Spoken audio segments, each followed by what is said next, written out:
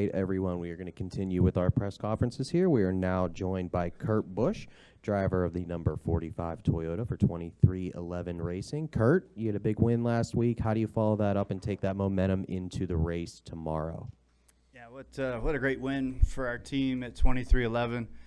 All the men and women who jumped on board to build the 45 car up and to just see the progress and to be part of it from just one little race for a top 10 finish to leading some laps, a couple top fives, and then just a rough stretch of wrong place at the wrong time as far as wrecks and building the cars back up and piecing together everything to make sure we stayed on schedule.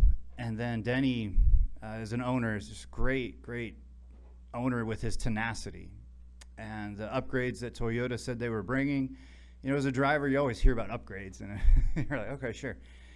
But the way we unloaded at Darlington and had the raw speed there, and then to back it up at Kansas and to pull our car into victory lane with the Jordan brand, wow, what a day for Toyota, Jordan brand, Monster Energy, and just all the men and women on our team. All the progress has now put us in that spot where we're solidified as a good team. And I told everybody at our team meeting and our team celebration that we need to become a great team. So those are the next steps. Awesome. If you have a question for Kurt, please raise your hand. We'll get a mic to you. We'll start with Justin and then go to Jerry right there in the middle. Yeah, Justin Schuler, Kicking the Tires. First off, Kurt, congratulations on last weekend. How hard is that, especially in the Cup Series? Because we see it with some of the truck teams, we see it with some Xfinity teams, but in the Cup Series, how hard is that, like you say, to go from a good team to a great team, and then to follow that up for you guys specifically? What do you feel is that magic wand that you need to wave to get yourselves to that great point?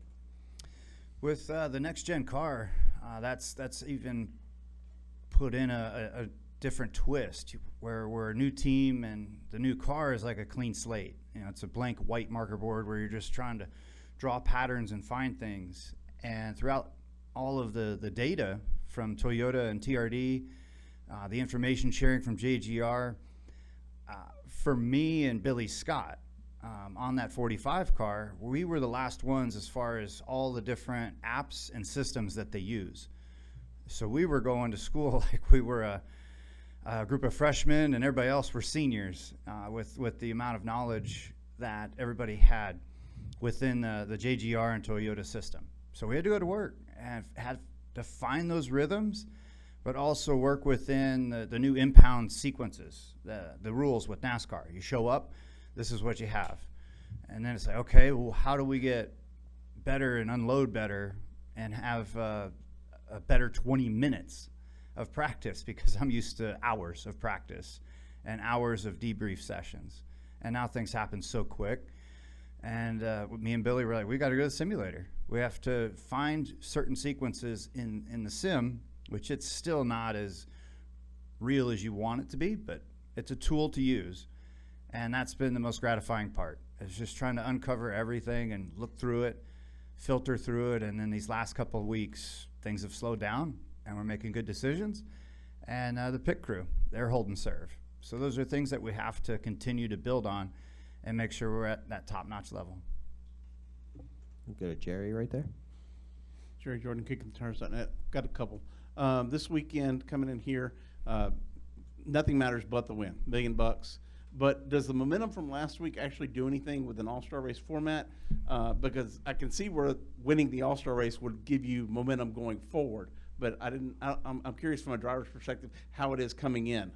Oh gosh, the hauler right now with all the crew members being here and the pit crew guys, I mean, it was a straight up like a football locker room or a college football locker room of just the morale, the trash talk and the fun and the excitement. Like there's that different swagger. You have to have that after a win.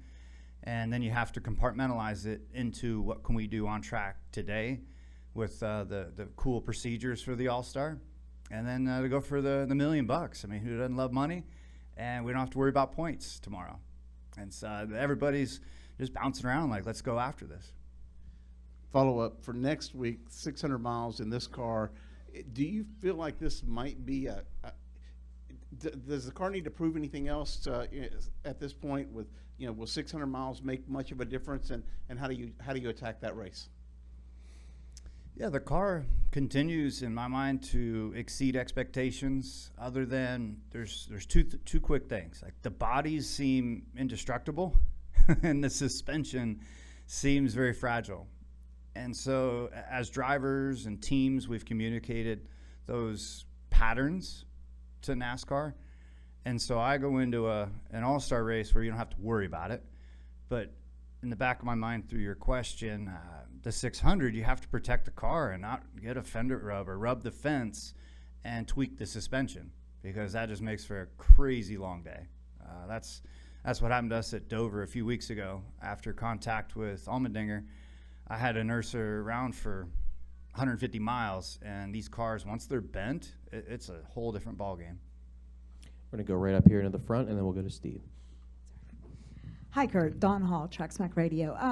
It's kind of a little bit of a follow-up to Jerry's question, but I know early in the season, a lot of the talk on the next-gen car, and that it was going to level the playing field, and I think some people probably thought that was cliche talk, but it seems to me, we've noticed over the last few weeks, a lot of veterans kind of frustrated, and yet a lot of younger drivers or drivers on teams that hadn't really had a chance in past or previous years seem to be getting a lot of confidence, and you're starting to see some of these guys running up front. As a veteran, is it legitimately equaling the playing field? And is there something playing in the mindset of, do you think, with veterans and with some of the new guys, where it's like new guys are, hey, yeah, we do have a chance. It could be anybody's weekend, this weekend, and veterans maybe not coming in as confident in their equipment and things because things are so level. It is feeling that way, where you have to have a young, roll-with-it attitude and keep things fluid. It was a few weeks ago. I remember Bubba called me after the sim, and he's like, hey, we did this, this, and this. Go try it. And I was like, I hadn't thought of it like that. And it worked. All three of those things were like, we're going to do this next week at track. And it's like, sometimes you just got to keep it simple. I won't say the final word on that one, but just keep it simple and roll with it.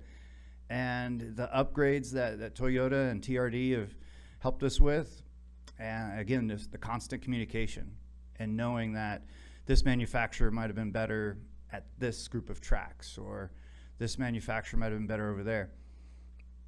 Coach Gibbs is a leader, and he's a champion in sport all the way through. Denny, MJ, there's a large championship pedigree within our system, and everybody has rolled their sleeves up, and they continue to push. And right now there's 3 Toyotas in our 6 that are in the playoffs. We got to keep going. Steve Post with Motor Racing Network.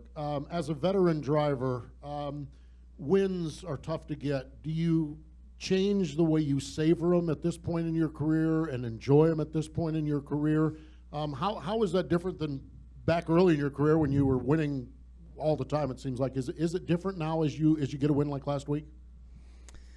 Yeah, age and experience, and also the realization that this is a difficult sport.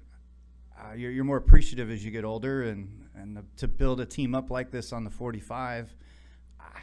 Yes, this one is special, and then the last one I won with the Ganassi was super special. Like, you never know when that last one will be the last one. And early on in my career, like you said, there was multi-race wins each year, and the trophies are rolling in, and you're young, you're naive, and you're not as appreciative. And that's the key word, is being appreciative for the things that are going on. Go right up here into the front. Matt Kreider, Denton Record Chronicle. Kurt, what's your take on this year's AllStar format and the strategy going into it? Yeah, the format that always gets thrown at us for the AllStar is fun. Like SMI and the way that they've operated it over the years, you don't know what you're going to get. And when you see it, you have to absorb it and just go figure out what the best way is to approach it. Right now, it's an oval mentality of qualifying, and if you make the top 8, then you're going drag racing for a little bit. And that was a fun discussion that the driver council had with SMI. And just, again, the excitement and the value of the all-star atmosphere, that's what we tried to keep as far as the integrity of it. And then with 25 laps here, 50 laps there, still the pit crew can get you into the final stage in the top 4. It keeps it all balanced with short run speed, long run speed, strategy, pit crew, the whole thing. Stay right up here in the front. Hello, Kurt. Raphael with Arconic. When you talk about being appreciative, what's the one thing that sticks with you from your very first race that still sticks with you today as you go into these races? That first race? I mean, I'll go with a lesson I learned early on. It's about my 3rd race with my dad, my mom, and just racing at the local track. I wrecked in a 3-wide attempt. I was trying to pass them all in one corner because I had won the week before. And it was this ego check moment of my dad said, "Where were you going?" I was like, "Well, I was going to pass them all in one lap." He goes, "Well, now you get to work on your car and fix it all by yourself this week." I'm like, "Oof, probably should learn how not to wreck the car." And so that was a moment of the work ethic as a blue-collar kid and what my dad was teaching me about racing. And once the car got pieced back together and I had been winning races, he's like, "All right, I just need you to go and finish 7th. Dad, that doesn't make any sense. Why we're here to win. And he goes, 7th place pays $35. It's $20 to get the car in and $15 for your pit pass. We're going to break even today." I was so worried about even just driving the car. I ended up finishing 8th, paid $30. And I'm like, "Dad, we're like $5 in the hole now, right?" He goes, "Something like that." It's about protecting the race car and being smart with it and putting yourself in position to win. And you can't win the race, like they say, on the first lap, but you can definitely lose it. Any final questions here for Kurt? We'll go back to Jerry. Okay, along those lines, Brexton is your nephew and winning a bunch of races in his series. The way it looks, he may end up surpassing you and Kyle both in the number of wins before he ever gets to another level. What advice are you giving him? He just turned 7, so we're going to slow the roll on finances and how to race. But there was a video I took of one of his restarts, and I go, "Why aren't you blocking to the outside?" He looks at me and he goes, "Fine, I'll do it."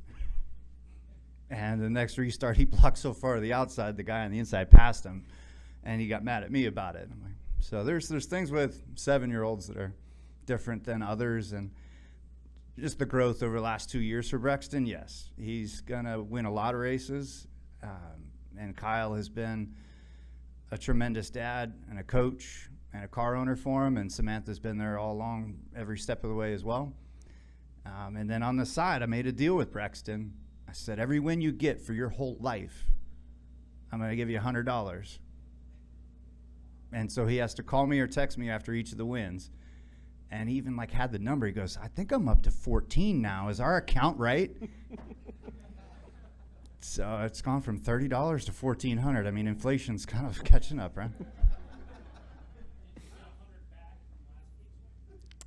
He's on his own program. Like we got to keep straight with him. He doesn't care about anybody else. But it's all going into an account, and it'll tally up over the years. All right, Kurt, thank you for taking the time. Best of luck tonight. All right. Thank you.